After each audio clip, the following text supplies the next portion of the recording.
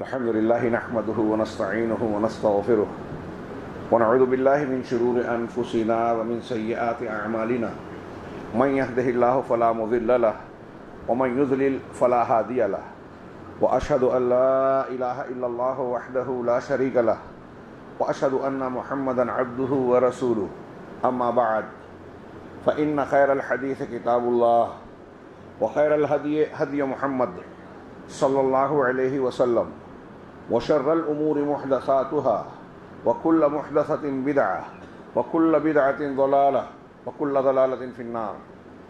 أعوذ بالله من الشيطان الرجيم. بسم الله الرحمن الرحيم.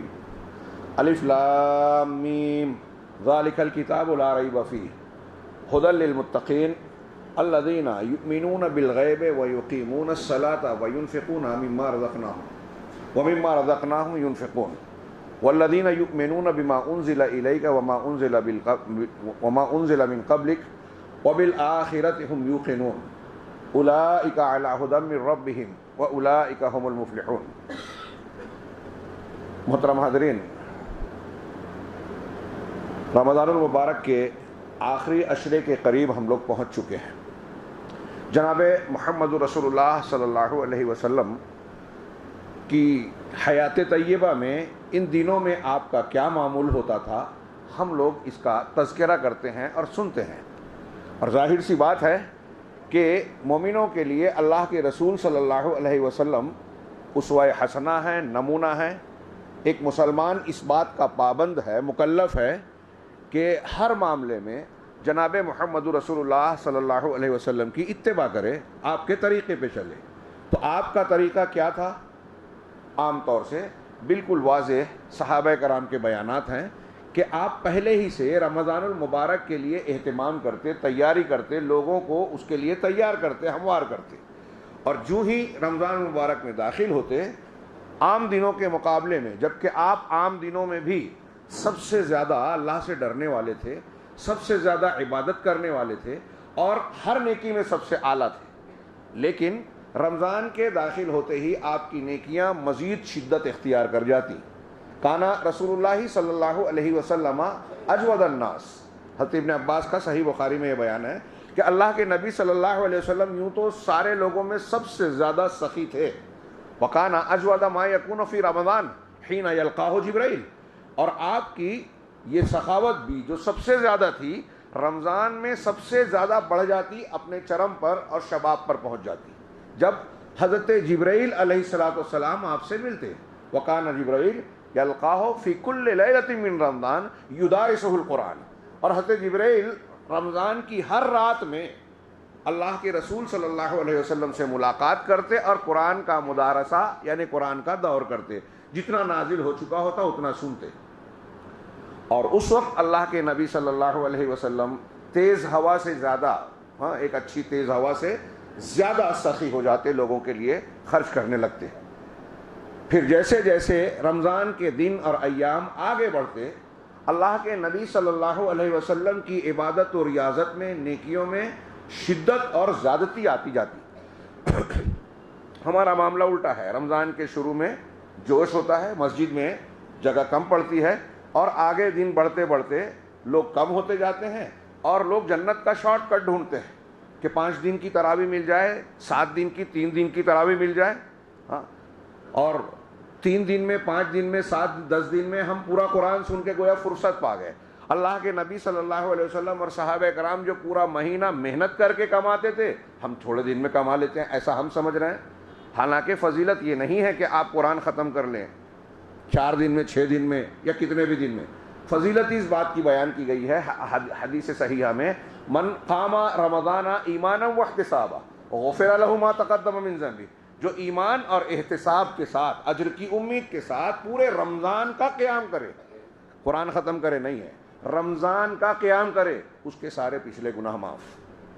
اور نبی کریم صلی اللہ علیہ وسلم رمضان کے گزرتے گزرتے شدت اختیار کرتے جاتے، یہاں تک کہ جب آخری عشرہ آتا تو ام المومنین حضرت عائشہ صدیقہ رضی اللہ تعالیٰ عنہ کہتی ہیں، صحیح مسلم ہے کہ اذا دخل رسول اللہ صلی اللہ علیہ وسلم اذا دخل العشرہ احیا اللیل وایقظ اہلہ وجد وشد مئذرہ. کہ اللہ کے رسول صلی اللہ علیہ وسلم جب آخری عشرے میں رمضان کے داخل ہوتے تو آپ احیا اللیل، رات کو جاگتے، ہاں ہوٹلوں پہ نہیں، دوست و احباب میں محفلیں سجا کر نہیں، بلکہ عبادت و ریاضت میں، کہ آپ جاگتے، وَأَيْقَظَ أَهْلَهُ، اور اپنے اہل و عیال کو جگاتے، وَجَدَّ، اور کوشش اور محنت کرتے، وَشَدَّ مِئْزَرَ، اور اپنی کمر کس لیتے۔ آپ ہی کا دوسرا بیان صحیح مسلم میں ہی ہے، حضرت عائشہ صدیقہ رضی اللہ تعالیٰ کہتی ہیں کہ کان رسول اللہ صلی اللہ علیہ وسلم یجتہد فی العشر الاواخر من رمضان ما لا یجتہد فی غیرہ، کہ اللہ کے رسول صلی اللہ علیہ وسلم رمضان کے آخری عشروں میں جو محنت اور مشقت کرتے تھے، اجتہاد اور محنت کرتے تھے عبادت و ریاضت میں، کسی اور میں نہیں کرتے تھے، بلکہ بالکل صاف ہے کہ آپ کی ایک سنت رہی ہے، مسلسل سنت موقدہ، کہ آخری عشرے میں رمضان کے آپ معتکف ہو جاتے تھے۔ اعتکاف کہتے ہیں اللہ کے گھر یعنی مسجد میں اللہ کے تقرب کے لیے عبادت کی نیت سے ٹھہر جانا، اور جو بہت سارے مشاغل جو عام حالات میں جائز ہیں وہ بھی ایک طریقے سے یہاں ممنوع ہو جاتے ہیں۔ روزے کی رات میں بیوی سے ملنا جائز ہے، رمضان میں جب اعتکاف آدمی نے کر لیا تو وہ بھی ممنوع ہو گیا۔ دنیاوی بات چیت نہیں کرے گا، گھر مسجد سے نکلے گا نہیں، مختلف پابندیاں ہیں۔ اللہ کے نبی صلی اللہ علیہ وسلم آخری عشرے میں یہ کرتے تھے، ایک رمضان میں چھوٹ گیا تو بعد میں قضا کی، اور آخری رمضان میں آپ نے 20 دن کا اعتکاف کیا، یعنی سب کچھ چھوڑ چھاڑ کے صرف اللہ کی عبادت اور ریاضت میں لگ جانا۔ کیوں؟ آپ نے لوگوں سے بھی کہا تحروا لیلۃ القدر فی العشر الاواخر من رمضان، کہ اس آخری عشرے میں لیلۃ القدر ہے، اسے ڈھونڈو، تلاش کرو، آخری عشرے میں، آخری عشرے کی بھی طاق راتوں میں، پوری راتوں میں۔ یہ لیلۃ القدر کیا ہے؟ انا انزلناہ فی لیلۃ القدر، ہم نے اس قرآن کو قدر کی رات میں نازل کیا۔ قدر یعنی قدر و منزلت، بہت اونچا مرتبہ ہے اس کا، یا ایک قدر کا معنی تقدیر۔ اس رات میں سالانہ تقدیر بندوں کی طے ہوتی ہے کہ آئندہ سال اس دن سے لے کے اگلی لیلۃ القدر تک دنیا میں کون کیا کرے گا، کس کے گھر میں حادثہ ہوگا، کوئی کس کی میت ہوگی، کس کا اچھا معاملہ ہوگا، کون ناکام ہوگا۔ یہ سالانہ تقدیر 15 شعبان کو نہیں، لیلۃ القدر کو طے ہوتی ہے۔ فیہا یفرق کل امر حکیم، سورہ دخان میں جو کہا گیا کہ ہم نے لیلہ مبارکہ میں اس قرآن کو نازل کیا، اس رات میں ہر حکمت والا یا پختہ کام طے ہوتا ہے، سالانہ تقدیر متعین ہوتی ہے۔ اس لیے اس رات کی ایک خاص دعا، حضرت عائشہ نے کہا کہ اگر مجھے یہ رات ملے تو اللہ کے رسول صلی اللہ علیہ وسلم میں کیا کہوں؟ ترمذی سنن ابن ماجہ کی صحیح حدیث ہے، کہا اگر یہ رات مل جائے تو دعا کرنا اللہم انی اسألک العفو اللہم انک عفو تحب العفو فاعف عنی، پروردگار تو معاف کرنے والا ہے، معافی کو پسند کرتا ہے، مجھے معاف کر دے۔ اہل علم نے کہا کہ یہ دعا سادی سی معلوم ہوتی ہے، لیکن اس رات کی مناسبت سے انتہائی مناسب اور بہترین دعا ہے۔ نبی پاک صلی اللہ علیہ وسلم کی دعا ہے، آپ سے بہتر دعا کوئی بھی بڑے سے بڑا علامہ نہیں پیش کر سکتا۔ کیسے کہ جب اس رات میں سالانہ تقدیر متعین ہو رہی ہے تو بندہ یہ کہہ رہا ہے کہ پروردگار مجھے عافیت دینا، معاف کر دینا، میں گنہگار ہوں، خطا کار ہوں، کوتاہ ہوں، لیکن یہ سالانہ تقدیر جو تو آج طے کر رہا ہے اس میں میرے لیے خیر و برکت رکھنا، نرمی رکھنا، مجھے معاف کرنا، میرے گناہوں کی وجہ سے مجھ پر سختی نہ کرنا۔ یہ لیلۃ القدر میں دعا مانگی جائے، اور اس رات کے لیے بہت مناسبت ہے۔ کئی حدیثوں میں ہے کہ اللہ کے رسول صلی اللہ علیہ وسلم سے ایک شخص نے پوچھا کہ میں کیا دعا مانگوں، آپ بتائیے، جامع اور افضل دعا، سب سے ای دعا افضل، بہترین اور افضل دعا کیا ہے؟ تو آپ نے کہا دعا افضل یہ ہے کہ تم ان تسأل اللہ العفو والعافیت فی الدنیا والآخرہ، کہ دنیا اور آخرت میں آپ عفو اور عافیت مانگیں، معافی اور عافیت، تحفظ مانگیں، دنیا میں بھی اور آخرت میں بھی، سب سے بہتر۔ دوسرے دن وہی آدمی پھر آیا، کہا افضل دعا بتائیے، آپ نے پھر یہی کہا، اور آگے کہا کہ عفو اور عافیت دنیا اور آخرت میں مانگو اللہ سے، اور جس کو یہ مل گئی وہ فلاح پا گیا۔ ایسے ہی حضرت عباس اپنے چچا سے بھی آپ نے کہا کہ اگر آپ عافیت مانگو، اگر یہ مانگ لیا سب مل گیا۔ اس رات میں یہی مانگا جائے جس کے بارے میں اللہ تعالیٰ نے فرمایا لیلۃ القدر خیر من الف شہر، یہ رات جو ہے 1000 مہینوں سے بہتر ہے۔ امت محمدیہ کو ایک خاص انعام دیا گیا ہے۔ ہماری عمر 60 سال اوسط ہے، پچھلی امتوں کی عمریں لمبی ہوا کرتی تھی، اللہ رب العالمین نے اسے 60 سال کی عمر اس امت کو دے کر ایسے ایام، ایسے خاص فضائل والے لمحات اور اوقات دے دیے ہیں کہ اگر ان کا صحیح استعمال بندوں نے کر لیا تو سینکڑوں بلکہ ہزاروں سال کا اجر و ثواب کما سکتا ہے۔ یہ رمضان کے آخری عشرے کی مناسبت سے میں نے کچھ باتیں بیان کرنا بہت ضروری سمجھا، اور یہ ضروری ہے کہ ہم اپنے آپ کو تیار کریں کہ رمضان کے آخری عشرے میں داخل ہوتے ہوتے ہم اللہ رب العالمین سے جڑ جائیں گے، خوب عبادت کریں گے، جو نیکی کر سکتے ہیں جہاں ہیں خوب خوب کریں، ایک لمحے کو بھی ضائع نہ کریں، دعائیں کریں، نمازوں کا اہتمام تو ہونا ہی ہے، ساتھ ہی ساتھ قرآن کی تلاوت، توبہ و استغفار کا اہتمام انشاءاللہ آئندہ اور آخری جمعہ کو اسی موضوع پر گفتگو کروں گا۔ اور اس ضمن میں ایک نیکی، مسلمانوں کی ایک پہچان اللہ اور رسول اللہ صلی اللہ علیہ وسلم نے جس پر بہت زیادہ زور دیا ہے، اور وہ ایک مومن کی علامت اور پہچان ہے، وہ ہے اللہ کے راستے میں خرچ کرنا، انفاق کرنا۔ ابھی میں نے ذکر کیا کہ نبی کریم صلی اللہ علیہ وسلم عام حالات میں سب سے سخی تھے۔ حضرت انس کی روایت پچھلے ہفتے بیان ہوئی تھی اشارتاً، صحیح مسلم میں ہے کہ ایک شخص اللہ کے رسول صلی اللہ علیہ وسلم کے پاس آیا، اور اللہ کے رسول صلی اللہ علیہ وسلم پر اسلام کے طور پر جو بھی مانگا جاتا کبھی آپ خالی ہاتھ نہیں لوٹاتے۔ ایک شخص آیا، اسلام قبول کیا، اللہ کے رسول صلی اللہ علیہ وسلم نے جو پہاڑیوں کے درمیان بھر کر بکریاں دے دی، یعنی بہت ساری بکریاں، وہ اپنی قوم کے پاس آیا اور کہا کہ لوگوں اسلموا، اسلام لے آؤ، فإن محمدا یؤتی لا یخشى الفاقہ یا لا یخشى الفقر، کہ اے لوگوں، قبیلے کے لوگوں، محمد پر اسلام لے آؤ، محمد صلی اللہ علیہ وسلم ایسے سخی ہیں، اتنا دیتے ہیں کہ ان کو فقر کا ختم ہو جانے کا ڈر ہی نہیں ہوتا۔ صحیح مسلم۔ آپ خود اتنے سخی تھے، سب سے زیادہ سخی، سب سے زیادہ بہادر، سب سے زیادہ حیا والے، ہر نیکی میں سب سے اعلیٰ، اور کیوں نہ ہو اللہ کا حکم تھا۔ قرآن کا نزول رمضان المبارک، اور پھر قرآن ایک مناسبت ہے، اس کا تھوڑا سا میں تذکرہ کروں۔ میں نے سورہ بقرہ کی، قرآن کی بالکل ابتدائی آیتیں پڑھی خطبہ مسنونہ کے بعد، الف لام میم ذالک الکتاب، ہاں حروف مقطعات، اللہ اس کا معنی بہتر جانتا ہے۔ یہ کتاب، وہ سے کہا یہ کتاب اس کی عظمت شان بتانے کے لیے، یہ کتاب، یہ ہے کتاب۔ ایک مفہوم یہ بھی کیا علماء نے کہ کتاب اصلی تو یہی ہے جو اللہ کی کتاب ہے، باقی سب ایسا ہی ہے۔ حقیقت میں جس کو کتاب کہنا چاہیے وہ الکتاب ہے، قرآن مجید ہے، لا ریب فیہ، اس میں کوئی شک نہیں ہے، کسی بھی قسم کی کوئی شک کی گنجائش، یعنی اس میں کوئی کھوٹ ہو، کوئی باطل ہو، اللہ کی طرف سے ہونے میں کوئی شک نہیں ہے، اس میں حق ہی حق ہے، اس میں کوئی شک نہیں ہے، یہ ہدایت ہے، یہ باطل اور حق کو الگ کر دینے والی ہے، بندوں کے لیے مفید ہی مفید ہے، اس میں کوئی شک نہیں۔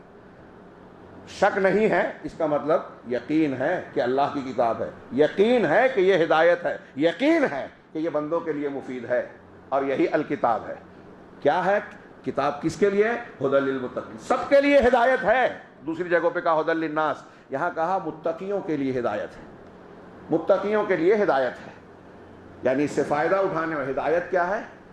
جب آدمی ہدایت پا جاتا ہے تو باطل سے بچ گیا، حق پر آ گیا، صحیح اور غلط میں تمیز کرنے کی اس کے اندر صلاحیت ہو گئی، اور دنیا اور آخرت میں جو بھی اس کے لیے مفید چیز ہے وہی قبول کرے گا، اور یہ صرف قرآن میں ہے۔ قرآن سے آدمی ہٹ گیا، ہدایت سے ہٹ گیا، ہدایت سے ہٹ گیا، تقویٰ نہیں ہے۔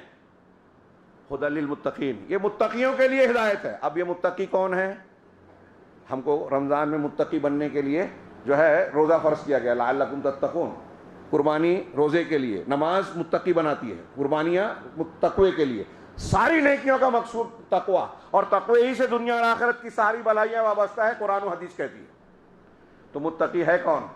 کئی جگہ پہ یہاں سورہ بقرہ کے شروع میں کہا الذین یؤمنون بالغیب، پہلی صفت متقیوں کی یہ وہ لوگ ہیں جو غیب پر ایمان رکھتے ہیں، یقین رکھتے ہیں۔ غیب تو چھپا ہوا ہے جو دکھائی نہیں دیتا۔ کون سا غیب؟ جو اللہ نے بتایا اور رسول نے بتایا۔ ہر وہ چیز جو اللہ اور رسول نے بتائی اور ہمارے سامنے، اسے دیکھنے جاننے کا کوئی راستہ نہیں ہے، کوئی ذریعہ نہیں ہے، وہ سارا کا سارا غیب ہے۔ وہ پچھلی ماضی کی خبریں ہوں، مستقبل کی خبریں ہوں، قبر کی بات ہو، میدان محشر کی بات ہو، جنت جہنم ہو، اللہ رب العالمین کی ذات ہو، اس کی صفات ہو، اس کے نام اور اسماء حسنہ ہو، سب ہمارے لیے غیب ہے۔ ان غیبیات میں سے جن جن چیزوں کو، فرشتوں کے بارے میں، تقدیر کے بارے میں، لوح محفوظ، میدان محشر، حوض کوثر، صراط پل صراط، یہ ساری چیزوں کے بارے میں اللہ نے، رسول اللہ صلی اللہ علیہ وسلم نے جو خبریں دی ان سب کو ہم مانتے ہیں، اور یہ مسلمانوں کا یا اہل ایمان کا ایک امتیاز ہے، امتیازی شان ہے۔ کافر دیکھ کر تو مشاہدے سے کافر بھی مانتا ہے، جو چیز دکھائی دے دے، جو چیز تجربے سے ثابت ہو جائے، حسی اعضاء سے معلوم ہو، وہ کافر بھی مانتا ہے۔ مومن کی صفت یہ ہے کہ وہ بالغیب ایمان رکھتا ہے، اور کیوں رکھتا ہے؟ اس لیے کہ یہ شعور اس کو اللہ رب العالمین اور رسول اللہ صلی اللہ علیہ وسلم پر ایمان نے دیا، تقوی نے دیا۔ تقوی کی صلاحیت ہے، یعنی شریعت پر عمل کرنے کی صلاحیت ہے، اس لیے پہلے تقوی کی بنیادی چیز اس کے اندر پیدا ہوئی، اندر سے وہ یقین رکھتا ہے اللہ اور اس کے رسول پر۔ زندیق، ملحدین، دنیا دار، مادہ پرست لوگوں کو سمجھ میں نہیں آتا۔ بہت سی چیزیں جو غیبیات کی بیان کی جاتی ہے، کہا میری عقل میں نہیں آتی، سمجھ میں نہیں آتی، وہ ہدایت سے محروم ہے۔ ہم نے جب اللہ اور اس کے رسول کے بارے میں مان لیا کہ وہ سچے ہیں، تو اب کوئی بھی بات کہیں، یہ ہدایت ہمیں اس بات پر اہل ایمان کو ابھارتی ہے کہ اس کو بے چوں چرا تسلیم کر لیا جائے۔ الذین یؤمنون، اور تقوی کے لیے یہ ضروری ہے۔ آگے بڑھنے سے پہلے میں یہ کہنا چاہ رہا ہوں، یاد دلانا چاہ رہا ہوں کہ رمضان المبارک میں اور عام دنوں میں کچھ لوگ بڑی محنت کرتے ہیں۔ اگر بدعات کے ساتھ آپ محنت کر رہے ہیں، اگر عقیدے کی اصلاح کے بغیر آپ محنت کر رہے ہیں، تو آپ کی محنت رائے گاں ہو جائے گی، اللہ بچائے۔ پہلی صفت تقوی کے لیے ایمان صحیح ہو، اور صحیح ایمان کہاں ہے؟ صحیح عقیدے میں، اللہ اور اس کے رسول کے فرامین میں۔ وقت کم ہے، آگے بڑھتا ہوں۔ الذین یؤمنون بالغیب ویقیمون الصلاۃ، ہاں، ایمان بالغیب، اندر سے وہ اللہ اور رسول کی ساری باتوں پر یقین رکھتے ہیں متقی حضرات، متقی لوگ، اور باہر ان کے اندر ایک چیز سب سے بڑی علامت پہچان ہے کہ نماز کو قائم کرتے ہیں، نماز پڑھتے ہیں، نماز ادا کرتے ہیں۔ یہ نہیں کہا کیا ہے یعملون الصلاۃ اور یؤتون الصلاۃ، نہیں کہا، یقیمون، اقامت کہا ہے۔ علماء نے کہا کہ اقامت کے معنی بڑے جامع ہیں۔ ظاہری طور پر نماز کے جو ارکان ہیں، شرائط ہیں، واجبات ہیں، مستحبات ہیں، اس کا لحاظ کرتے ہیں۔ جو حرکات ہیں، جہاں اللہ کے رسول صلی اللہ علیہ وسلم نے انگلی اٹھائی، جہاں ہاتھ اٹھایا، جہاں جیسا کیا ویسا کرنا ہے۔ آپ نے فرمایا صلو کما رأیتمونی اصلی، نماز ویسے پڑھو جیسے مجھے دیکھا ہے، حدیثوں میں موجود ہے، اللہ نے محفوظ کر رکھا ہے۔ نماز ویسے مت پڑھو جیسا فلاں بزرگوں کو دیکھا، فلاں امام کو دیکھا، فلاں پیر صاحب کو دیکھا، حضرت موسیٰ کو دیکھا، حضرت عیسیٰ علیہ السلام کو دیکھا۔ فلاں نبی اور فلاں نبی کی نماز اب نہیں چلے گی، میری نماز چلے گی۔ تو ظاہری طور پہ جیسے اللہ کے رسول نے جہاں کیا، حرکت کی، ہم کو سمجھ میں آتا ہے ہاں ہاں سنت ہے، لیکن ہمارا مسلک یہ نہیں ہے۔ آپ کا مسلک کیا ہے؟ اللہ کے رسول سے ہٹ کر ہے، اور اگر اللہ کے رسول سے ہٹ کر ہے تو آپ کا مسلک تقوی والا نہیں ہے، نجات والا نہیں ہے، ایمان والا نہیں ہے۔ آپ اپنے آپ کو دھوکہ مت دیجیے، محنت کر کے بھی کچھ مزدوری نہیں ملنے والی ہے اگر سنت کے خلاف۔ من عمل عملا لیس علیہ امرنا فہو رد، جس نے ایسا کوئی عمل کیا جس پر ہمارا حکم نہیں ہے، وہ رد ہے۔ تو ظاہری طور پہ سنت کے مطابق ہو، اور باطنی طور پر اس نماز میں اخلاص ہو، خشوع خضوع ہو، ایمان ہو، نماز کے معنی اور مفہوم کا احساس ہو، رکوع اور سجدہ کرتے ہوئے ہمارا دل بھی اللہ کے سامنے جھک رہا ہو، یہ نماز ہے، اقامت صلاۃ ہے۔ ایسی نماز جب ہوگی نا تو اللہ کا فرمان ہوگا ان الصلاۃ تنہی عن الفحشاء والمنکر، نماز بے حیائی اور منکرات سے انسان کو روکتی ہے، روکنے والی ہوگی، یہ اللہ سے قریب کرنے والی ہوگی۔ اس نماز میں بندہ اللہ سے بات کرے گا، مومن کے لیے معراج ہوگی۔ اور میرا اصل مضمون جو ہے، اگلا جملہ متقیوں کی پہچان صفت بتائی، وہ وَمِمَّا رَزَقْنَاهُمْ يُنْفِقُونَ، اور متقیوں کی دوسری صفت ہے کہ ہم جو کچھ اس کو عطا کرتے ہیں، دیتے ہیں، اس کا مطلب آپ کے پاس، میرے پاس، فلاں اور فلاں کے پاس، کسی بادشاہ کے پاس، وزیر کے پاس جو کچھ دولت ہے، پراپرٹی ہے، جو بھی اللہ کی نعمت ہے، وہ اس کی اپنی کمائی نہیں ہے۔ اس نے کما لیا اور یہ قارون کی طرح سوچے کہ یہ میری صلاحیت تھی، میں اس کا حقدار تھا، نہیں، یہ اللہ کا فیصلہ تھا، اللہ نے دیا، آسان کیا۔ وہ چاہتا تو تم کو بھی کنگال رکھ سکتا تھا، لیکن اللہ نے دیا ہے۔ اس جملے میں اس بات کی طرف اشارہ ہے کہ آپ اپنی کمائی پراپرٹی پر نازا نہ ہو۔ آپ گھر میں کمانے والے ہیں تو یہ نہ سمجھنا کہ میں لوگوں کو کھلا رہا ہوں، اللہ کھلا رہا ہے، اللہ روزی دینے والا ہے۔ وَمِمَّا رَزَقْنَاهُمْ، ہم نے جو روزی دی ہے اس میں سے کچھ خرچ کرتے ہیں، کچھ پرسنٹ، نہ بوجھ ڈالا اللہ نے، اور نہ ہی ایسا کہ آپ تکلیف میں مبتلا ہو جائیں، آپ کو ضرر پہنچے، ان میں سے خرچ کرتے ہیں۔ یہ انفاق کی جو تعلیم ہے قرآن حدیث میں آپ دیکھیں متعدد طریقوں سے، اگر میں صرف نصوص گناؤں تو کئی ہفتہ صرف قرآن کی آیتیں اور حدیثیں پوری نہیں ہوں گی، اتنی آیتیں، اتنی حدیثیں۔ اور آپ دیکھیں کہ قرآن مجید میں اللہ رب العالمین نے صلاۃ کے ساتھ، اقامت صلاۃ کے حکم کے ساتھ زکوٰۃ یا انفاق کا ذکر اکثر جگہوں پر کیا ہے۔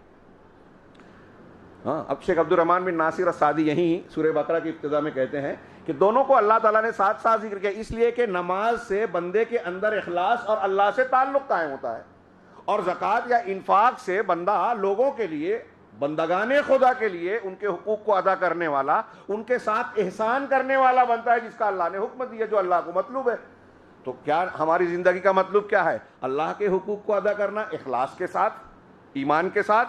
یہ نماز اس کا مظاہرہ ہے، اور زکوٰۃ یا انفاق کے ذریعے سے ہم بندوں کے ساتھ حسن سلوک کرتے ہیں، یہ بندوں کے حقوق کی ادائیگی کی تعلیم ہے۔ اللہ تعالیٰ نے اسی لیے دونوں کو قرآن مجید میں بار بار ذکر کیا، اور بڑے مؤثر انداز میں۔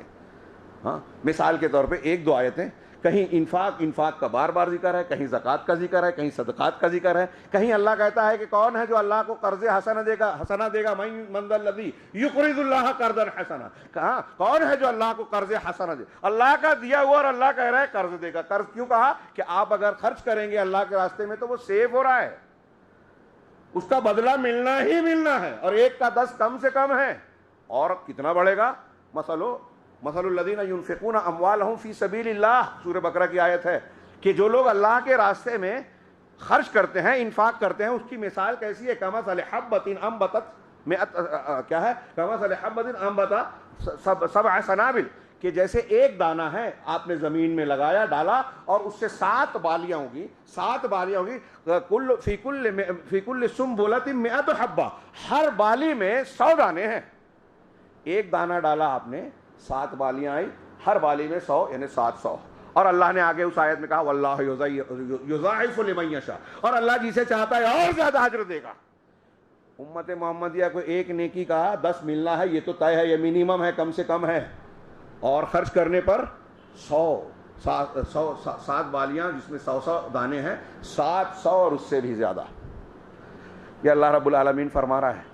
ایک چھوٹا بچڑا یا بچھیرا، اللہ کے رسول نے فرمایا کہ ایک آدمی صدقہ کرتا ہے تھوڑی سی چیز کو، اللہ بچڑے کی طرح اس کو پالتا ہے، وہ بڑا ہو جاتا ہے، یہاں تک کہ قیامت کے دن۔ یہ اصلی سود ہے، بندوں کو اس سود کی توقع رکھنا چاہیے، اللہ تعالیٰ بڑھا کر اجر دے گا قرض حسنہ کی شکل میں۔ اللہ رب العالمین نے مؤثر انداز میں ایک جگہ کہا کہ یا ایھا الذین آمنوا انفقوا مما رزقناکم من قبل ان یأتی یوم لا بیع فیہ ولا خلۃ ولا شفاعۃ۔ اے ایمان والو، اللہ کے راستے میں خرچ کرو، جو کچھ ہم نے دیا اس میں سے خرچ کرو اس دن کے آنے سے پہلے جس میں نہ کوئی دوستی ہوگی، نہ کوئی لین دین ہوگا، نہ کوئی سفارش ہوگی، والکافرون هم الظالمون۔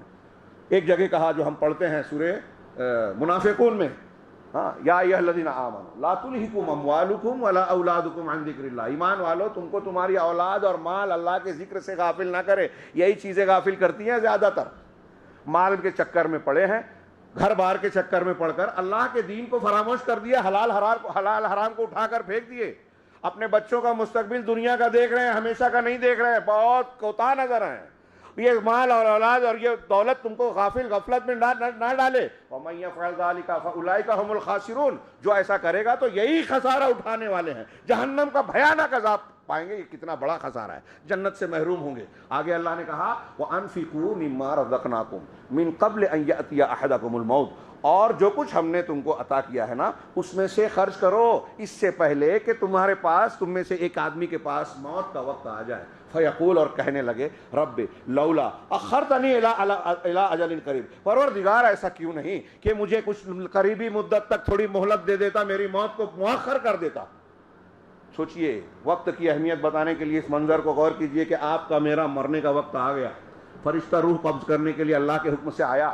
اب ہم کہیں کہ اے اللہ تھوڑا سا 2 منٹ اور دے دے، میں کچھ وصیت کر دوں، کچھ خرچ کر دوں۔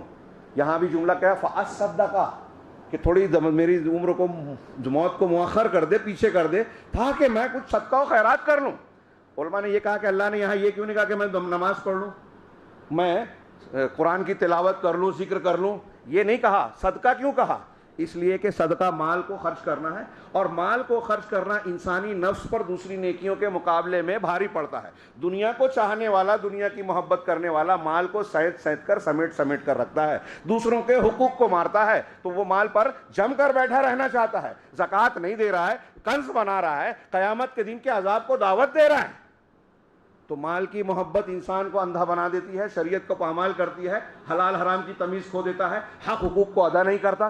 یہ سب سے زیادہ بری چیز ہے، اور دولت خاص طور سے اس میں اہمیت رکھتی ہے۔ تو بندہ یہ کہے گا کہ یہ جس سے مجھے محبت تھی نا، میں یہ خرچ کروں گا پروردگار تیرے راستے میں۔ فَأَصَّدَّقَ، وَأَكُن مِّنَ الصَّالِحِينَ، اور نیک لوگوں میں بن جاؤں گا، تھوڑی موت پیچھے کر دے رب العالمین۔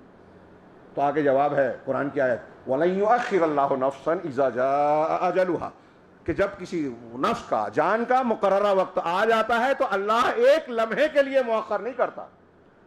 سوچئے یہ رمضان کا موقع آخری عشرہ میں مل رہا ہے، چھوٹی دولت نہیں ہے۔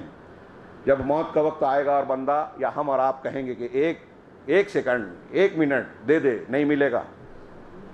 قدر کیجئے وقت کی۔ جہنم میں جانے کے بعد دنیا کا وقت نہیں ملے گا، آدمی کہے گا کہ پھر سے دنیا میں بھیج دے، کتنی آیتوں میں ہے، اللہ ہمیں بچائے۔ تو وَلَن يُؤَخِّرَ اللَّهُ نَفْسًا إِذَا جَاءَ أَجَلُهَا، جب کسی نفس کی، کسی جان کی مقررہ مدت آ جاتے، گھڑی آ جاتی ہے تو اللہ مؤخر نہیں کرتا۔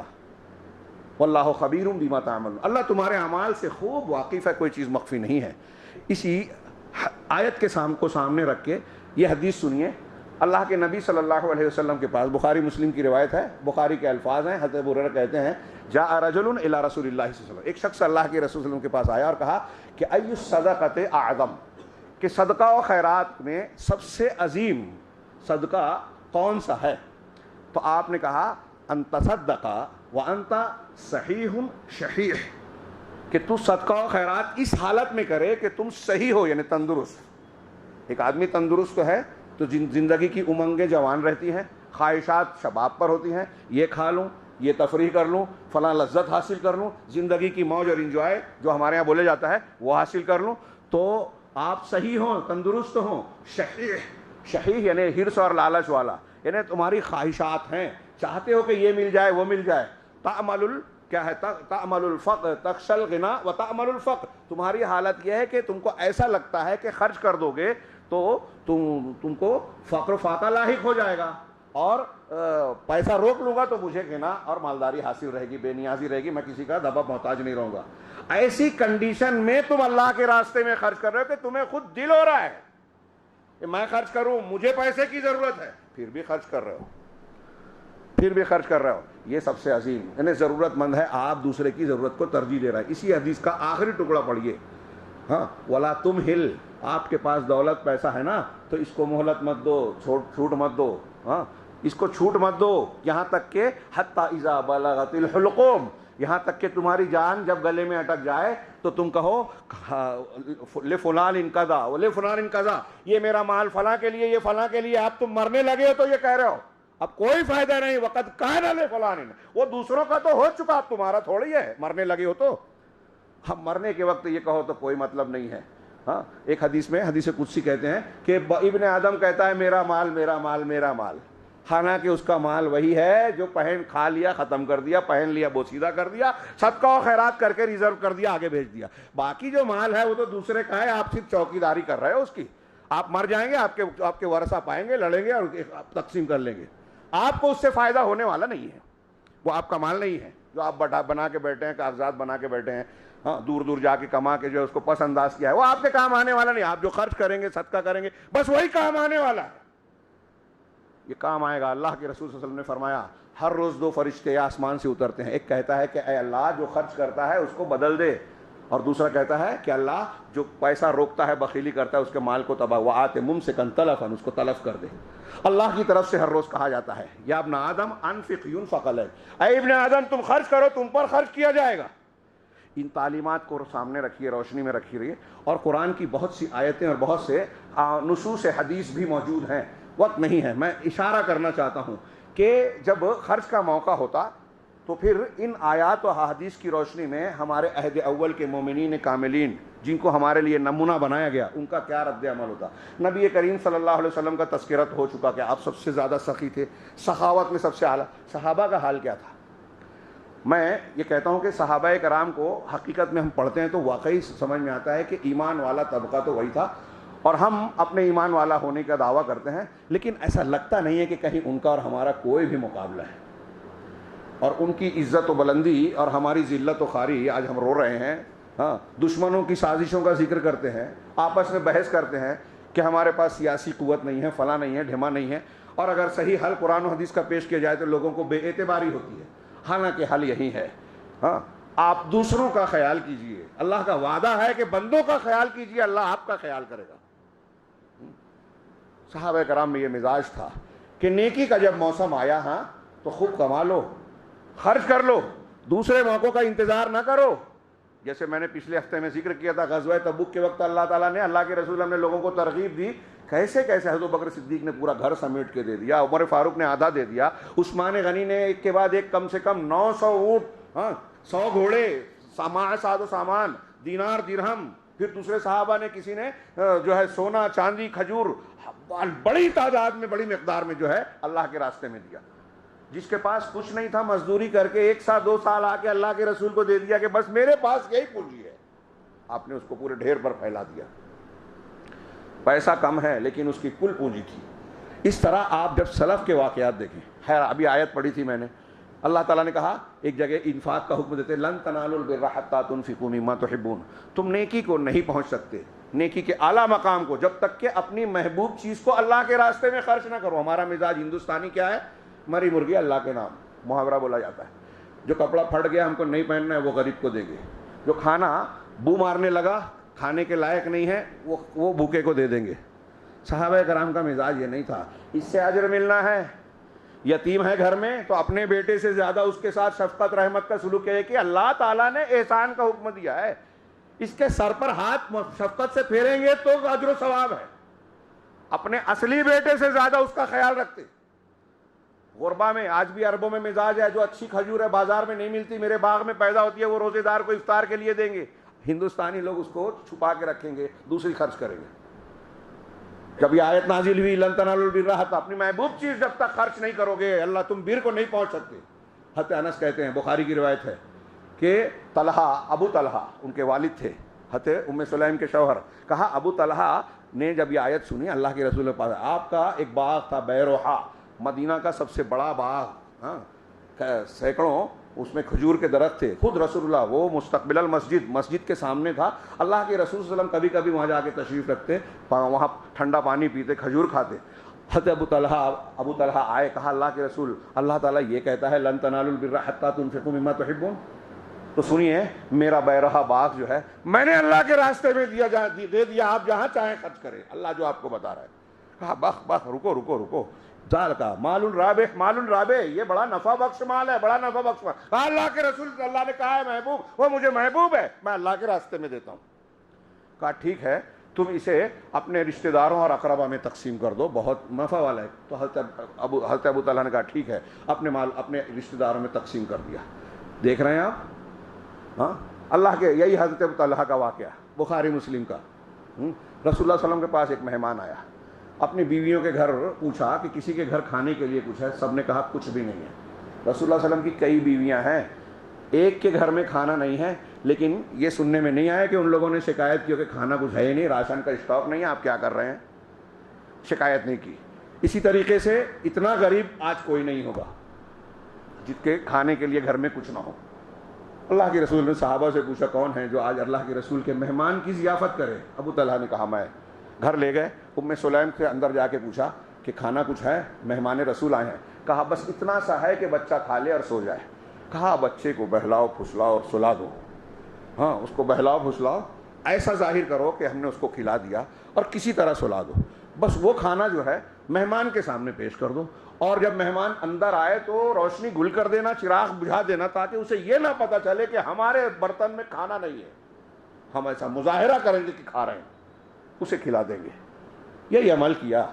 بچے کو سوچئے، بچے کی بھوک، ہمارے گھر میں عورتیں اور لوگ چلائیں گے کہ بچے کو بھوکا رکھ کے مہمان کو کھلا رہے ہو، کون سا نیکی ہے. لیکن اللہ کے رسول کے مہمان کو گھر لے آئے. خرچ کرنے کا یہ مقام، یہ ضرورت تھی جو میں نے حدیث پیش کی، قرآن کی آیت بتائی کہ آپ کو ضرورت ہے، خرچ کر رہے ہیں، جنت چاہیے، اللہ سے اجر چاہیے. تو اللہ انہوں نے کیا. اور جب دوسرے دن یہ عمل کر کے لوٹتے ہیں تو وہ سورہ حشر کی وہ آیت ہیں جس میں انصار مہاجرین کی تعریف ہے، جس میں ایک جملہ ہے وَيُؤْثِرُونَ عَلَىٰ أَنفُسِهِمْ وَلَوْ كَانَ بِهِمْ خَصَاصَةٌ، یہ اپنے آپ پر دوسرے کو ترجیح دیتے ہیں چاہے خود کو بہت شدید ضرورت ہو. اپنی ضرورت کا لحاظ نہیں کیا، دوسروں کی ضرورت کا لحاظ کیا. جب لوگوں کو ضرورت ہے تو خرچ کر رہے ہیں. ہاں مجھے یاد آ رہا ہے بے ترتیب ہی صحیح کہ عیسی ابن عبد السلام بہت بڑے سلفی عالم، 4 صدی کے گزرے ہیں، ان کی کتابیں ہیں، بڑے امام ہیں. ہاں بدر الدین ابن جماع نے بیان کیا، علامہ سبکی طبقات شافعیہ میں یہ واقعہ نقل کرتے ہیں کہ دمشق میں ایک مرتبہ عیسی ابن عبد السلام دمشق میں تھے اپنی بیوی بچوں کے ساتھ، ایک دمشق کے علاقے میں، دمشق یہ شام کا دارالخلافہ بہت سرسبز و شاداب ہے، شام فلسطین اور یہ سب ایک ہی تھا پہلے، تو بڑا کہہ رہے ہیں کہ اس زمانے میں وہاں بڑی شدت سے قحط سالی پڑ گئی، لوگ بھوک پیاس سے تڑپ رہے تھے، پریشان تھے، اور بڑے بڑے باغ بہت کم قیمت میں فروخت ہونے لگے، زمینیں بکنے لگتی ہیں ہمارے یہاں جیسے ہوتا ہے اگر مندی آ جائے، پریشانی آ جائے، تو حضرت عیسی ابن عبد السلام کی اہلیہ، ان کی بیوی نے ان کو بلایا اور ایک سونے کا ایک ڈلا ان کو دیا کہ دیکھو یہ میرے پاس تھا سونے کا ڈلا ٹکڑا، جاؤ اسے نا بیچ کے ہمارے لیے کوئی اچھا سا، سنا ہے باغ بہت سستے مل رہے ہیں، کوئی اچھا سا باغ خرید لینا، ہم گرمی کے ایام اس میں بتایا کریں گے، تفریحاً بیٹھا کریں گے۔ کہا ٹھیک ہے، سونے کا ڈلا لیا اور جا کے اس کو بازار میں بیچا، اس کی جو قیمت حاصل ہوئی آتے آتے غربا میں تقسیم کر دی، صدقہ و خیرات کر دیا، پورا کا پورا مال۔ گھر پہنچے تو بیوی نے کیا باغ خریدا؟ کہا ہاں جنت میں خرید لیا باغ میں نے۔ کہا مطلب؟ کہا میں نے وہ پیسہ دیکھا کہ غربا اور مساکین بڑے حاجت مند تھے، پریشان حال تھے، ہاں اللہ رب العالمین کہتا ہے کہ جو اللہ کے راستے میں خرچ کرے گا، ضرورت مند کو پورا کرے گا تو جنت میں باغ ملے گا، تو میں یہاں کا باغ لینے کی بجائے میں نے تمہارے لیے جنت کا باغ خرید لیا اللہ سے۔ کہا جزاک اللہ خیرہ۔ بیوی نے بھی شکوہ شکایت کی، کہا اللہ جزائے خیر دے، اللہ جزائے خیر دے۔ یہ انفاق کی بات ہے، پیسہ جس کے پاس ہوتا پیسہ خرچ کرتا، صلاحیتیں خرچ کرتے، ہاں آتا ایسا بھی نہیں کہ بہت اسٹاک ہے تو خرچ کر رہے ہیں، ہاں حضرت عمر فاروق رضی اللہ تعالیٰ نے غلام کو بلایا، ایسے واقعات بہت ہیں، ایک غلام کو بلایا، کہا یہ 400 دینار، 400 دینار کہہ رہا ہوں، 7 دینار پہ، ہاں 7.5 دینار پہ جو ہے زکوٰۃ فرض ہوتی ہے، 400 دینار دیا اور کہا کہ یہ لے جا کے اب ابو عبیدہ بن جراح کو دینا، امین الامت تھے، عشرہ مبشرہ میں سے تھے، کہا ان کو دینا، دینے کے بعد کہنا کہ حضرت امیر المومنین نے دیا ہے اور یہ تم اپنی حاجت میں خرچ کر لو، کسی حاجت میں، اور وہاں سے گھر سے ہٹنا نہیں، دیکھنا وہ اس پیسے کا کیا کرتے ہیں، مجھے آ کے بتانا۔ یہ پہنچے، دیا اور بتایا کہ امیر المومنین نے بھیجا ہے، آپ اپنی کسی حاجت میں اس کو استعمال کر لیں۔ کہا کنارے کھڑے ہو گئے جا کے، تو کہا اپنے گھر کی ایک ملازمہ کو جو لونڈی تھی اس کو بلایا، کہا یہ پیسے لے جاؤ فلاں کے گھر میں دے آؤ، یہ فلاں کے یہاں دے آؤ، یہ فلاں، کہا تھوڑی دیر میں وہ 400 دینار ختم کر ڈالا۔ کہا میں حضرت عمر کو بتانے جب آیا تو پہلے ہی سے کہا کہ یہ 400 اور لو، جاؤ معاذ بن جبل کو دو، اور ویسا ہی کرنا، دیکھنا کیا کرتے ہیں۔ وہاں بھی گئے تو سیم عمل انہوں نے بھی ایسے ہی کیا، حضرت عمر کو امیر المومنین کو دعا دی اور اس کے بعد اپنی ملازمہ کو بلا کر تھوڑی دیر میں سارا کا سارا غربا میں، مستحقین میں، پڑوسیوں رشتہ داروں میں تقسیم کر دیا، پورا کا پورا مال، کچھ بھی نہیں بچایا۔ حضرت عمر سے آگے بتایا غلام نے کہ دیکھو دونوں نے ایسا کیا ہے۔ حضرت عمر نے اللہ کا شکر ادا کیا اور کہا کہ یہ سارے کے سارے لوگ ایک دوسرے کے بھائی ہیں، یہ اپنے ایمان پر قائم ہیں، یہ ایک مزاج تھا۔ حضرت طلحہ بن عبید اللہ عشرہ مبشرہ میں سے، یہ امام ذہبی نے سیر و اعمال اعلام النبلاء میں نقل کیا ہے کہ ایک مرتبہ حضرموت سے 7 لاکھ درہم شام کے وقت ان کے پاس آیا، گھر میں رکھا ہے، رات میں بے چین ہے، بستر پر کروٹیں بدل رہے ہیں۔ بیوی نے کہا کہ کیا بات ہے، میں رات سے دیکھ رہی ہوں کہ آپ بے چین ہیں، ہاں آپ کو کچھ پریشانی لاحق ہے۔ کہا اللہ رب العالمین اس بندے کے بارے میں کیا سوچے گا، جس کے کیا معاملہ کرے گا، جس کے گھر میں اتنے سارے مال رکھے ہوئے ہیں۔ تو کہا اس سے تم کو پریشان ہونے کی کیا ضرورت ہے، رات ہے، آرام سے سو جاؤ، صبح جب ہوگی تو انصار مہاجرین میں تمہارے جو اقربا ہیں، دوست و احباب ہیں، ان میں خرچ کر دینا، ان کو دے دینا۔ کہا ہاں واقعی تم نے صحیح مشورہ دیا ہے، تم توفیق والی ہو، توفیق والے کی بیٹی ہو۔ ابوبکر صدیق کی بیٹی تھی ام کلثوم۔ صبح ہوئی، ایک برتن منگایا، اس میں کچھ رکھا، کہا یہ فلاں کے یہاں دے آؤ، یہ فلاں مہاجر کے یہاں دے آؤ، یہ فلاں کے۔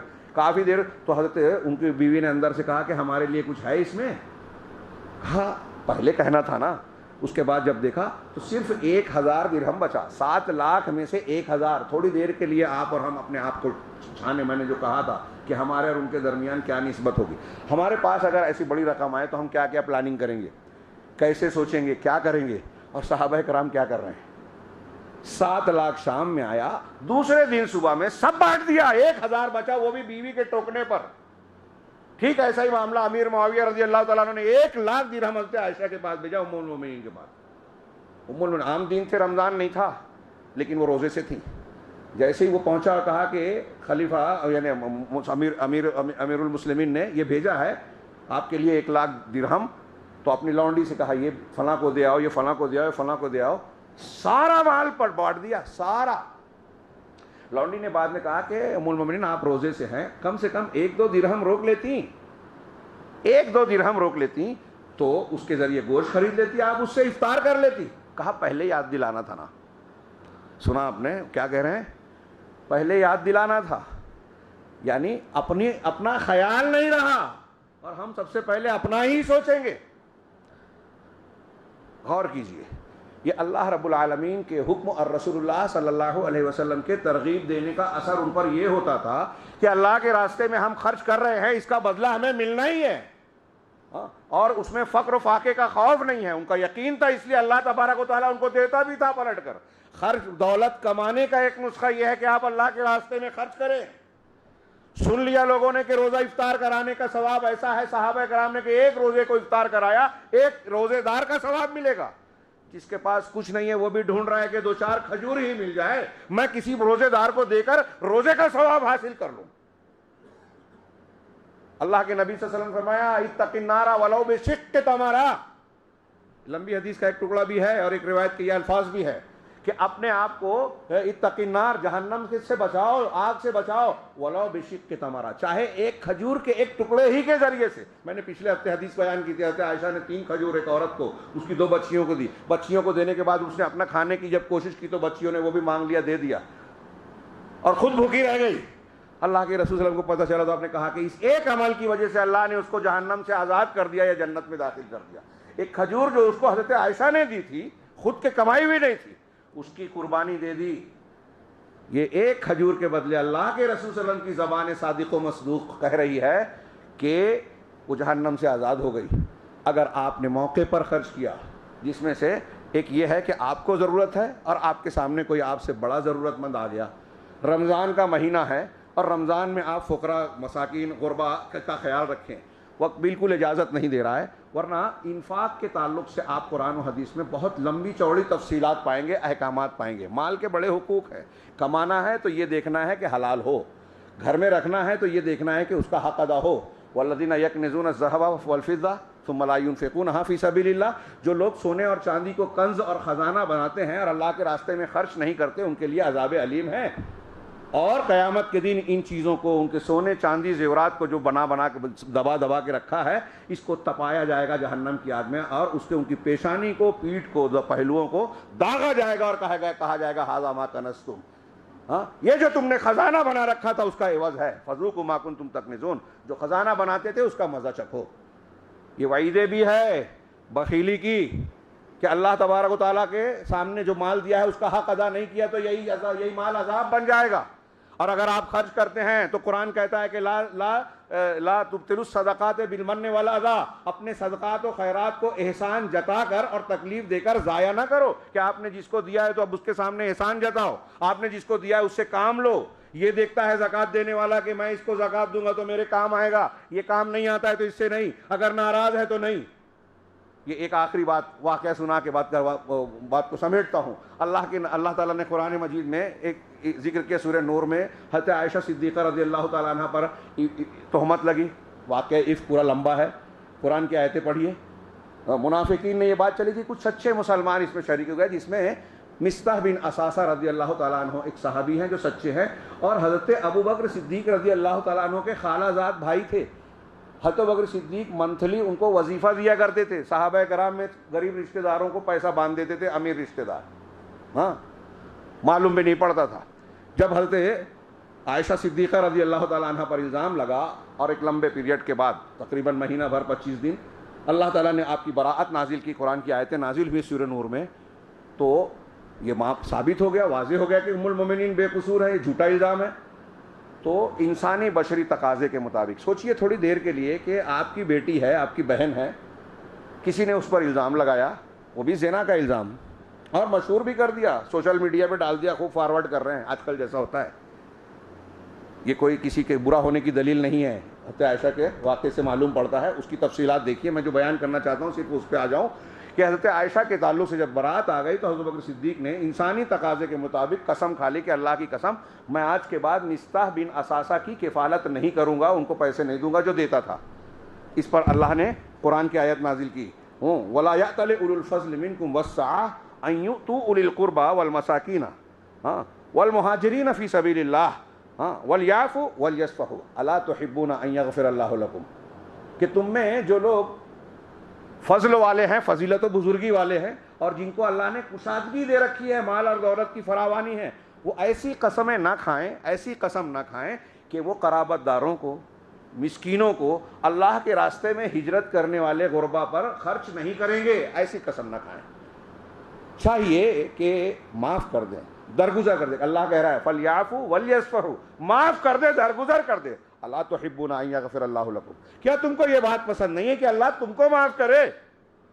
ابو بکر صدیق رضی اللہ عنہ نے قرآن کی آیت جیسے ہی سنی کہنے لگے اللہ میں پسند کرتا ہوں کہ تو میرے گناہوں کو، میری غلطیوں کو معاف کرے. میں نے مصطح کو معاف کیا اور جب تک زندہ رہوں گا ان کو وظیفہ دیتا رہوں گا. اپنی بات کو واپس لیتا ہوں اور قسم کا کفارہ بھی ادا کیا. یہ اللہ کی باتوں کو ماننے والے لوگ تھے، موقع اور محل کو غنیمت جاننے والے لوگ تھے. میں یہ کہوں گا کہ صدقہ و خیرات کا سب سے بہترین، عام حالات میں بھی اگر کوئی حاجت مند آپ کو ملے، جب ضرورت ملے تب خرچ کرنا زیادہ بڑی نیکی ہے. کبھی کبھی ایسا ہوتا ہے کہ آپ کا ایک دینار بہت اہمیت رکھتا ہے، ایک روپیہ ہزاروں پر بھاری ہے، اور کبھی ایسا ہوتا ہے کہ ہزاروں کوئی معنی نہیں رکھتا.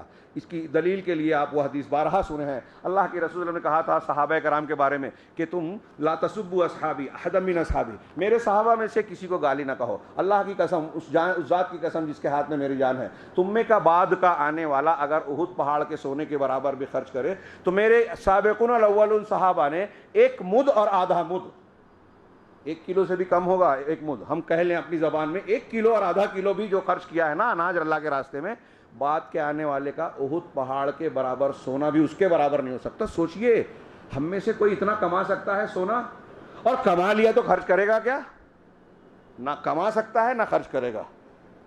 صحابہ کرام کا 1 مد اور آدھا مد یہ اہمیت رکھتا ہے. کیوں؟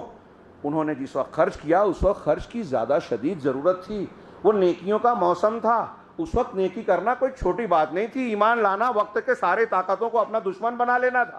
یہاں حوصلہ رکھنا چاہیے. آج کے حالات میں جب لوگ ڈرے سہمے ہیں، مسلمانوں کو ڈرا رہی ہے پوری دنیا، بم برسا رہی ہے، قانون بنا رہی ہے، گھروں کو چھین رہی ہے، ایسے میں دین پر استقامت حاصل کرنا، اللہ تعالیٰ سے توبہ کر کے اللہ والا بن جانا، یہ اہمیت کا حامل ہے. اور ایسے ماحول میں غربا، مساکین کو ان کی علامتوں کے ذریعے سے پرکھنا. حدیث میں یہ ہے کہ جو ایک لقمہ 2 لقمے کے لیے ہاتھ پھیلاتا ہوا پھرتا ہے وہ مسکین نہیں ہے. مسکین وہ ہے جو مانگتا نہیں ہے، ضرورت مند ہے. تم اس کے چہرے سے، علامتوں سے پہچانو. اور آپ کو پہچاننا ہوگا فرض زکوٰۃ کے علاوہ کبھی کبھی صدقہ بھی فرض ہو جاتا ہے. اللہ کے رسول صلی اللہ علیہ وسلم کی وہ حدیث قدسی یاد کیجئے. اللہ تعالیٰ قیامت کے دن بندے سے کہے گا کہ میں بھوکا تھا، تو نے کھانا نہیں کھلایا، میں ننگا تھا تو نے کپڑا نہیں پہنایا، میں بیمار تھا تو نے عیادت نہیں کی. یہ الگ الگ پورا مکالمہ ہے. بندہ جواب میں کہے گا کہ تو رب العالمین ہے، پوری کائنات کو کھلانے والا، تو حاجت سے بالا تر ہے، تو کیسے بھوکا ہوگا؟ کہا تیرے پڑوس میں فلاں بندہ تھا، وہ بھوکا تھا، تیرے پاس موجود تھا مال و اسباب، اگر تو اسے کھلاتا تو مجھے کھلاتا، تو کیسے ننگا ہوگا؟ تیرا فلاں بندہ، میرا فلاں بندہ تیرے پڑوس میں تیرے پاس آیا تھا مانگنے کے لیے، کپڑا نہیں تھا تو دے سکتا تھا، نہیں دیا، اسے پہنا دیتا تو مجھے پہناتا. تیرے پڑوس میں فلاں مریض تھا، اس کی عیادت کرنے جاتا، تیمارداری کرتا تو میری کرتا. سوچئے اسلام کی اتنی شاندار تعلیم ہے. ان تعلیمات پر اگر ہم عمل کریں گے نا، اور خرچ کرنے میں جو اللہ کے آداب ہیں، یہ بھی ہے کہ آپ کا جو جتنا قریبی ہے پہلے رشتہ داروں کو اہمیت دیجئے، پھر پڑوسی، یہ جتنا قریبی ہوگا اس سے آپس میں ایک دوسرے سے محبت ہوگی، ایک دوسرے کے لیے دعائیں نکلے گی. یہاں جو امیر ہے وہ گھمنڈ کرتا ہے، اپنے غریب رشتہ دار پر برتری جتانے کی کوشش کرتا ہے تو نفرت بڑھتی ہے. دوسروں کا خیال کرتا ہے، جہاں فوٹو چھپتا ہے وہاں خرچ کر رہا ہے، دکھاوا کرتا ہے، یہ ریاکاری اور دکھاوے سے بھی صدقہ خیرات ضائع ہو جاتا ہے، اور جہاں نام نہیں ہوتا وہاں خرچ نہیں کرتا۔ اصل خرچ کرنے کی جگہ یہی ہے، کمزوروں، غریبوں، مسکینوں، بیواؤں کو ڈھونڈیے، حاجت مند کو ڈھونڈ کے جب آپ اس کی حاجت پوری کریں گے تو اللہ کا وعدہ ہے واللہ فی عون العبد ما کان العبد فی عون اخیہ، اللہ بندے کی مدد میں اس وقت تک رہتا ہے جب تک بندہ دوسرے بندے کی مدد کرتا رہتا ہے۔ لہذا ہم چاہتے ہیں کہ ہمارے دشمنوں کے خلاف مصیبتیں تکلیفیں جو آ رہی ہیں، ہاں جو بم برس رہے ہیں، ہم صرف دعا دے رہے ہیں فلسطینیوں کو، ان کو اگر اور بھی مدد پہنچانی ہے تو ہم اللہ کے قریب ہوں، رمضان کے اس آخری عشرے کو غنیمت سمجھیں، عبادتیں کریں، اور اس میں ایک اہم عبادت یہ ہے کہ اللہ کے راستے میں خوب اپنی حیثیت سے بڑھ کر خرچ کریں، اخلاص کے ساتھ خرچ کریں، خرچ کے آداب کے ساتھ خرچ کریں۔ اللہ رب العالمین ضرور ہمیں اپنا مقرب بنائے گا، ہماری دعائیں رد نہیں ہوگی، اللہ ہماری مدد کرے گا، اور مسائل سنگین سے سنگین کیوں نہ ہو اللہ ہر چیز پر قادر ہے، وہ اسے حل کرے گا۔ اللہ تعالیٰ سے دعا ہے کہ وہ ہمیں رمضان کی ان مبارک ساعتوں کا صحیح استعمال کرنے کی توفیق عطا فرمائے، عبادت و ریاضت میں اخلاص دے، سچی توبہ، صحیح دعائیں کرنے کی ہمیں توفیق عطا فرمائے، اور اس مبارک ایام جو تھوڑے سے بچے ہیں پروردگار ان میں ہمیں ان خوش نصیب لوگوں میں شامل فرمائے جنہیں اللہ رب العالمین رمضان المبارک میں جہنم سے آزادی کا پروانہ دیتا ہے اور یہ خوشخبری سناتا ہے۔ ہم کو بھی پروردگار جہنم سے آزادی دے دے، جنت کا حقدار بنا دے۔ اس رمضان میں ان لوگوں میں سے نہ بنائے جو رمضان کو لیلۃ القدر کو پانے کے بعد بھی بدقسمت اور محروم ہوتے ہیں۔ پروردگار ہمیں قسمت والا بنا اور ہمیں جنتیوں میں شامل فرما، جہنم سے بلکہ اس سے پہلے قبر اور محشر کے بھی ہر قسم کے عذاب اور فتنے سے پروردگار ہمیں محفوظ کر دے، ہمارے آباء و اجداد کو محفوظ کر دے، سارے مسلمانوں کے مسائل کو اور سنگینیوں کو حل کر دے۔ اقول قولی ھذا واستغفر اللہ لی ولکم سائر المسلمین وصلی اللہ علی نبینا محمد۔ بارک اللہ لنا ولکم فی القرآن المجید ونفعنا وإیاکم بالآیات والذکر الحکیم، انہ تعالی جواد کریم ملک بر رحیم۔